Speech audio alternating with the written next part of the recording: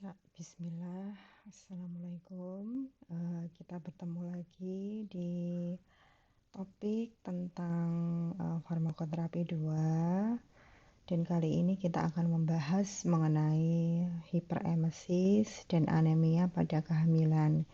Hiperemesis itu adalah jadi nausea, vomiting itu yang berlebihan pada ibu hamil. Jadi ibu hamil itu kan ketika trimester awal itu biasanya ada yang mengalami mual, ada yang mengalami rasa ingin muntah seperti itu.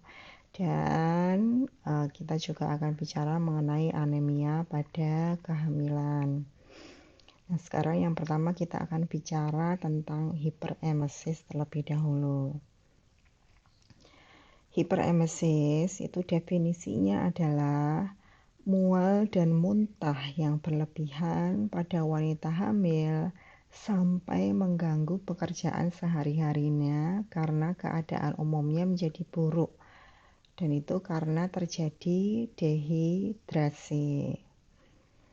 Nah, kehamilan trimester pertama itu sekitar 60-80% pada primi gravida dan 40-60% pada multi gravida.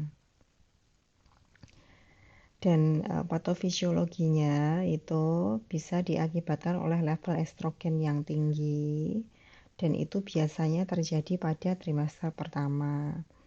Nah, hiperemesis gravidum itu terjadi karena cadangan makanan karbohidrat dan lemaknya itu habis untuk keperluan energi. Kemudian juga oksidasi lemaknya itu juga tidak sempurna. Kemudian terjadi ketosis, tertimbunnya asam aseton asetik, kemudian asam hidroksibutirik dan juga aseton di dalam darah. Nah, kemudian cairan akan berkurang, mengalami dehidrasi, dan cairan ekstraseluler plasma menurun, kemudian Na dan Cl darahnya juga menurun. Nah, ketika terjadi dehidrasi ini, maka aliran darah ke jantungnya berkurang. Zat makanan dan oksigen ke jaringannya juga berkurang. Zat metabolik dan toksiknya akhirnya tertimbun. Dan diagnosisnya adalah amenore. Amenore itu maksudnya tidak haid gitu ya. Maksudnya tidak mengalami perdarahan, tapi disertai muntah yang hebat.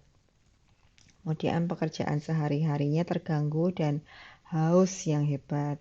Nah, fungsi vitalnya itu biasanya nadinya meningkat 100 kali per menit, kemudian tekanan darahnya turun, dan pada keadaan berat itu subfebris.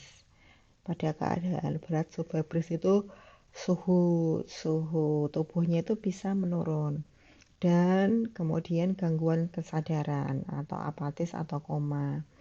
Nah, fisiknya pada keadaan berat itu kulitnya bisa pucat, terjadi ikterus, kemudian sianosis, berat badan turun, uterus besar sesuai dengan kehamilannya. Nah, gejala hiperemesis gravidum itu bisa kehilangan 5% atau lebih berat badannya, kemudian dehidrasi dan juga defisiensi nutrisi dan juga ketidakstabilan metabolik yang ada di dalam tubuh si pasien wanita hamilnya. Kemudian untuk klasifikasinya ada yang tingkat pertama yaitu ringan, yaitu mual muntah terus menerus, itu menyebabkan penderitanya lemah, tidak mau makan, berat badan turun dan rasa nyeri di epigastrium. Kemudian nadinya sekitar 100 kali per menit, tekanan darahnya turun, turgor kulitnya kurang, lidah kering dan juga mata cekung. Nah, untuk tingkat 2 atau sedang, itu mual dan muntah yang hebat itu menyebabkan keadaan umum penderitanya itu lebih parah, lemah, apatis, turgor kulitnya mulai jelek, lidah kering dan kotor, nadi kecil dan cepat, kemudian suhu badan naik atau dehidrasi, kemudian ikterus ringan, berat badan turun, mata cekung, tensi turun, oliguri, dan juga konstipasi, dan dapat pula terjadi asetonuria, dan dari nafas tuh keluar bau aseton. Itu baru tingkat 2 yang sedang. Nah, tingkat 3 yang berat itu keadaan umumnya jelek, kesadaran sangat menurun, somnolen sampai koma, nadi kecil halus dan cepat, dehidrasi hebat, suhu badan naik dan tensi turun sekali, kemudian ikterus, komplikasi yang dapat berakibat fatal terjadi pada susunan saraf pusat dengan adanya nistagmus, diplopia, dan juga bisa terjadi perubahan mental. Jadi itu ya bedanya yang ringan, kemudian yang sedang, dan juga yang berat seperti ini. Kemudian untuk pengobatannya sendiri itu diberikan terapi obat menggunakan sedatif, itu bisa menggunakan stesolid atau bisa menggunakan luminal. Kemudian untuk vitaminnya itu sendiri itu bisa menggunakan vitamin B1 dan B6. Kemudian ada anti muntah yaitu Mediamer B6 atau Dramamin atau anti mulasnya. Nah, itu terapinya. Selain itu juga untuk yang berat itu nantinya ada penambahan cairan, yaitu berikan infus dextrosa maksudnya, atau glukosa 5% itu sebanyak 2-3 liter dalam 24 jam. Dan ini dapat mengganti cairan yang hilang dan berfungsi sebagai sumber energi sehingga terjadi perubahan metabolisme dari lemak dan protein menuju ke arah pemecahan glukosa. Kemudian untuk pencegahan dan terapi non-farmakologinya itu adalah berikan informasi dan edukasi tentang kehamilan kepada ibu-ibu, dan itu menghilangkan faktor psikis rasa takut, dan juga diet ibu hamil. Jadi makan jangan sekaligus banyak, tetapi dalam porsi yang sedikit namun sering, dan jangan tiba-tiba berdiri waktu bangun pagi karena akan terasa oyong, mual, dan muntah. Defekasi itu hendaknya diusahakan teratur, buang air besarnya maksudnya. Kemudian berikan pengertian bahwa kehamilan itu adalah suatu hal yang wajar, normal, dan juga fisiologis. Jadi tidak perlu takut dan juga khawatir. Nah, untuk anemia pada kehamilan itu sendiri, itu sekarang overview-nya adalah kehamilan itu menyebabkan peningkatan kebutuhan nutrisi ibu hamil. Nah, anemia dalam kehamilan itu bisa menyebabkan morbiditas kehamilan, resiko infeksi, dan perdarahan pasca persalinan. Nah, faktor nutrisi utama yang terkait itu adalah zat besi, kemudian konsumsi asam folat, dan juga vitamin B. Jadi kalau misalnya diketahui anemia pada kehamilan, maka faktor nutrisi utama yang harus dikonsumsi itu adalah zat besi, asam folat, dan juga vitamin B. Nah, definisi dari anemia pada kehamilan itu yaitu kondisi ibu dengan kadar hemoglobin Hb dalam darahnya itu kurang dari 12 gram persen. Kemudian kondisi ibu dengan kadar hemoglobin di bawah 11 gram persen pada trimester pertama dan ketiga, atau kadarnya kurang dari 10,5 gram persen pada trimester kedua. Nah, untuk patofisiologinya itu sendiri dari anemia pada kehamilan, yaitu pada ibu hamil, darah itu kan akan bertambah banyak atau hidremia atau hipervolemia. Akan tetapi bertambahnya sel darah itu lebih kurang. Jadi kurang dibandingkan dengan bertambahnya plasma, sehingga terjadi pengencaran darah. Nah, sehingga perbandingan tersebut adalah sebagai berikut. Plasmanya 30% banyak bertambah, sel darahnya 18%, dan hemoglobinnya itu adalah 19%. Nah, bertambahnya darah dalam kehamilan itu sudah dimulai sejak kehamilan 10 minggu dan mencapai puncaknya dalam kehamilan antara 32 dan 36 minggu. Kemudian untuk manfaat pengenceran darahnya itu adalah secara fisiologi dalam kehamilan dan bermanfaat bagi wanita. Itu yang pertama adalah pengenceran itu dapat meringankan beban jantung yang harus bekerja lebih berat dalam masa kehamilan karena sebagai akibat hiperemia cardiac output untuk meningkatkan kerja jantungnya lebih ringan apabila viskositasnya rendah atau kekentalannya rendah. Nah, resistensi perifernya itu akan berkurang, maka tekanan darah itu tidak naik. Kemudian yang kedua adalah perdarahan waktu persalinan. Kemudian banyaknya unsur besi yang hilang lebih sedikit dibandingkan dengan apabila darah ibu tetap kental. Tetapi pengenceran darah yang tidak diikuti pembentukan sel darah merah yang seimbang itu maka dapat menyebabkan anemia. Dan prevalensi anemia ini, itu frekuensi ibu hamil dengan anemia di Indonesia itu relatif tinggi, yaitu 63,5%, sedangkan di Amerika itu hanya 6%. Nah, kebanyakan anemia dalam kehamilan itu disebabkan oleh defisiensi besi dan perdarahan akut, bahkan tidak jarang keduanya itu saling berinteraksi. Nah, untuk kebutuhan ibu selama kehamilan itu adalah 800 mg besi, diantaranya 300 mg untuk janin plasenta dan 500 mg untuk pertambahan eritrosit si ibu. Nah, dengan demikian ibu membutuhkan tambahan sekitar 2-3 mg besi itu per hari, ya. Kemudian itu untuk etiologinya, itu adanya kurang gizi atau malnutrisi.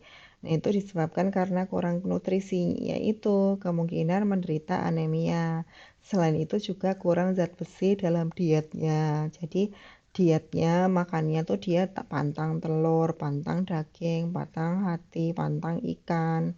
Karena kemungkinan dapat membuka pasien ini menderita anemia karena dietnya itu, karena diet pantangannya itu ya, karena nggak mau makan, kemungkinan mual sama muntahnya itu menyebabkan ibu hamil itu tidak mau makan atau tidak bisa masuk makanan sehingga menyebabkan anemia.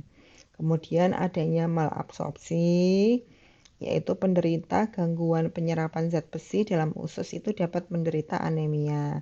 Nah, bisa terjadi karena gangguan pencernaan atau dikonsumsinya substansi penghambat, yaitu seperti kopi, teh, atau serat makanan tertentu tanpa asupan zat besi yang cukup.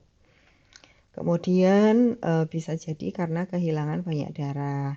Jadi persalinan yang lalu, semakin sering seorang anemia mengalami kehamilan dan melahirkan, maka semakin banyak juga kehilangan zat besi.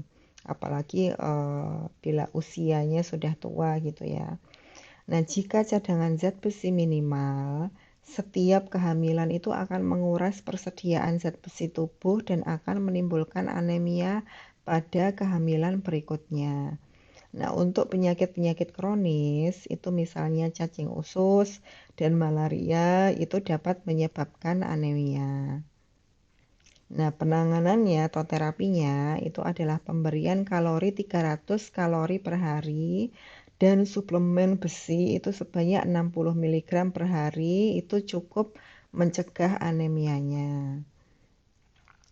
Kemudian klasifikasi anemia dalam kehamilan itu ada yang namanya anemia defisiensi besi, yaitu anemia yang terjadi akibat kekurangan zat besi dalam darah dan terapi oral itu terapi oralnya memberikan preparat besi yaitu ferrosulfat, ferrogluconat atau natrium ferrobisirat. Nah, pemberian preparatnya itu bisa 60 mg per hari dan dapat dinaikkan kadar Hb-nya sebanyak 1 gram per bulan. Selain itu juga terapinya bisa terapi parenteral, itu diperlukan apabila penderita tidak tahan akan zat besi per oral dan adanya gangguan penyerapan. Nah, penyakit saluran pencernaan atau masa kehamilannya tua. Nah, pemberian preparat parental dengan verum dextran itu sebanyak 1000 mg atau 20 mg intravena atau 2 kali 10 ml per intramuskular. Itu dapat meningkatkan HB lebih cepat yaitu 2 gram per sen. Nah, indikasi pemberian parenteral itu adalah intoleransi besi pada traktus gastrointestinal, kemudian anemia yang berat, dan kepatuhan yang buruk. Nah, efek samping utama ialah reaksi, alergi, dan untuk mengetahuinya itu dapat diberikan dosis setengah cc per intramuskular, dan bila tidak ada reaksi itu dapat diberikan seluruh dosisnya. Nah, kalau jenis anemia yang lain yaitu anemia megaloblastik, nah itu penyebabnya itu biasanya adalah kekurangan asam folat. Dan itu biasanya karena malnutrisi dan juga adanya infeksi yang kronik. Nah, pengobatannya itu adalah asam folat 15 sampai 30 mg per hari, kemudian ada vitamin B12 3 kali 1 tablet per hari, terus ferrous sulfat 3 kali 1 tablet per hari. Nah, pada kasus berat dan pengobatan oral itu hasilnya lamban, sehingga bisa dapat diberikan transfusi darah. Kemudian untuk yang anemia hipoplastik itu biasanya disebabkan oleh hipofungsi sumsum tulang, dan itu membentuk sel-sel darah merah baru. Nah, pengobatan yang paling baik itu yaitu transfusi darah yang perlu sering diulang. Nah, ini anemia hipoplastik. Sedangkan untuk anemia hemolitik atau sickle cell itu sebanyak 0,7% wanita hamil. Nah, itu disebabkan penghancuran atau pemecahan sel darah merah yang lebih cepat daripada pembuatannya. Dan pengobatannya itu tergantung pada anemia jenis hemolitik serta penyebabnya. Nah, jika disebabkan infeksi mata, maka infeksinya diberantas dulu dan diberikan obat penambah darah. Itu ya. Ini maksudnya ini salah ketik. Ini jika disebabkan infeksi, maka infeksinya diberantas terlebih dahulu, yaitu dengan antibiotik dan diberikan obat penambah darah. Kemudian pembagian anemia itu kalau tidak anemia itu kalau HB-nya 11 gram per sen. Anemia ringan itu bila HB-nya 9 sampai 10 gram per sen. Anemia sedang itu 7 sampai 8. Anemia berat itu kalau HB-nya kurang dari 7 gram per sen. Nah, seperti itu ya, itu pembagian anemianya. Gejala dan tandanya itu biasanya keluhannya lemah, pucat, mudah pingsan, sementara tensi masih dalam batas normal. Nah, itu perlu dicurigai anemia defisiensi. Nah, untuk diagnosisnya itu kesan pertama itu adalah pemeriksaan kadar HB dan darah tepi, dan pemeriksaan khususnya untuk membedakan dengan defisiensi asam folat dan thalassemia itu juga dimungkinkan, itu diperlukan pemeriksaan khusus. Nah, komplikasi anemia dalam kehamilan itu bahayanya pada trimester pertama itu bisa terjadi menyebabkan misabortion atau kelainan kongenital atau abortus atau keguguran. Nah, bahayanya pada trimester kedua itu menyebabkan terjadinya partus prematur, perdarahan antepartum, dan gangguan pertumbuhan janin dalam rahim hingga kematian ibu. Nah, bahaya saat persalinan itu dapat menyebabkan janin lahir dengan anemia dan persalinan dengan tindakan-tindakan tinggi karena ibu cepat lelah dan gangguan perjalanan persalinan itu perlu tindakan operatif. Jadi seperti itu ya, hiperemesis gravidarum dan juga kehamilan dengan anemia defisiensi. Ya, terima kasih. Nanti bila ada pertanyaan bisa didiskusikan di grup. Semoga ilmunya bermanfaat. Wassalamualaikum.